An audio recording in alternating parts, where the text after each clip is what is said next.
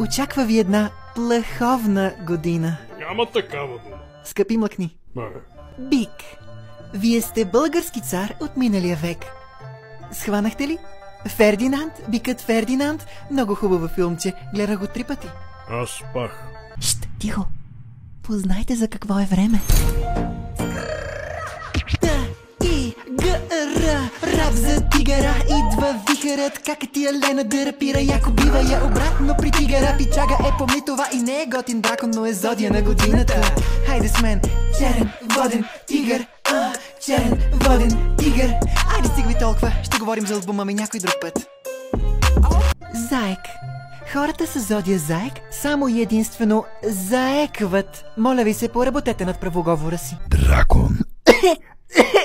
Дракон! Добре, нека сме честни. Буквално сте дракон. Питайте се кое е обратното на неудачник. Това сте вие. Змия. Змиите са удължени, студенокръвни безкраки влечуги от подразред Серпентес, близки родственици на гуще... Опа, това е било статията от Википедия. Извинявам се, иначе, относно зодията змия, виждали ли сте змии? Кон. Овца. Че това съм аз, бе! Даже си виждам годината, 1950, т.е. 91. Аз все пак тъмент навърших 30. Моля ви се, мили мои. Маймуна. Знаете ли какво? Ще излезе човек от вас. Схванахте ли шега с еволюцията? Разрешавам да се смеете сега. Петел. Звучи като креативно заглавие на фирма за телефонни услуги. Като Петеленор. Уче. Много яко вървите с сладко-кисел сос. Опа, отворила съм книгата с китайски рецепти. Сега каквото и да кажа за вас ще бъде неловко. Дайте да продължим нататък. Свиня. Какво бе? Не на тебе, бе, говоря за зодията. Глиган нещастен. Чадър. Тоест овен. Ох, леле, само си излагам в тия видеа. В днешно време е трудно да си астроном, синоптич. Ох.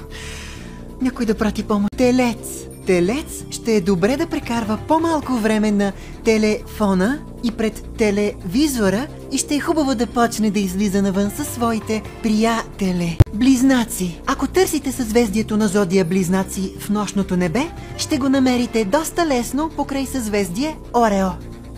Не Орион. Орео. Вижте схемата, не си измисля. Рак. Рак наобратно е кар. Демек тази година ще сте светкавицата Макуин. Ще правите бръм-бръм и качао. Лъв. Лъвовете са от семейство котки. Знаете ли кое друго е от семейство котки? Моите 2 риса. Дори не се майтапя. По някаква странна причина имам 2 риса. Това е истинска статия. Дева. Скоро отпада валутата лева и се превръща в евро. По същия начин, вие от дева ще се превърнете в девро. Пригответе се психически. Везни. Никой на този свят не може да се мери с тях. Да. Скорпион. Ще бъда честна, мога да ви обясня. За скорпионите не знам нищо. Затова нека видим Уикипедия. Скорпионите са разред безгръбначни животни с 8 крака, принадлежащи към клас паякообразни.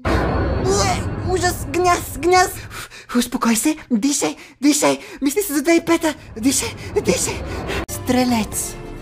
Вземете, пуснете едно тото. Можете да вземете да улучите, да я знам. Козирог.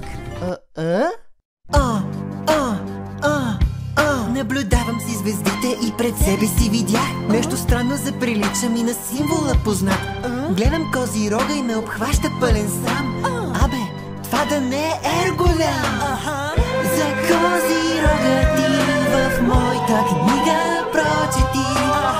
С инфото оттам ще научиш ти за Ерголям. За ваше сведение вече съм Елена. Благодаря ви много. И това го очаквайте в албум. Водолей. Водолей се разделяме на 2 вида. Тези, които са гола вода и тези, които минават между капките. Познайте аз от кои. Риби. Бюджетът свърши. Нищо де, така и така говорихме за зодия Риби, които сега ще ги хванем в една определена игра. И нека започваме сега с играта. Рибка!